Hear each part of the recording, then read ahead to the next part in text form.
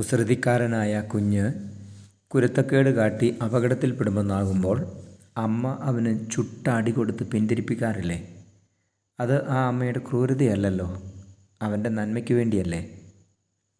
പാപത്തിൽ നിന്ന് പിന്തിരിയാൻ കൂട്ടാക്കാതെ നാശത്തിലേക്ക് പോകുന്നവരെ ചില ദുരിതങ്ങളിലൂടെ കടത്തിവിട്ട് മാനസാന്തരത്തിലേക്ക് വിളിക്കുന്നത് ദൈവത്തിൻ്റെ ശിക്ഷയല്ല, മറിച്ച് വലിയ കാരുണ്യത്തിൻ്റെ ലക്ഷണമാണ് എന്ന് വിശുദ്ധ ഗ്രന്ഥം ഓർമ്മിപ്പിക്കുന്നുണ്ട്.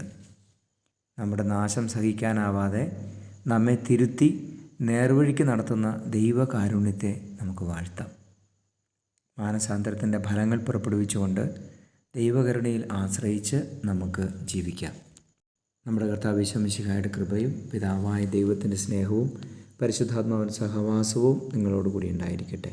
ദൈവത്തിൻ്റെ അനന്ത കാരുണ്യം നിങ്ങളെ പൊതിയട്ടെ, ഇപ്പോഴും എപ്പോഴും എന്നേക്കും. ആമേൻ.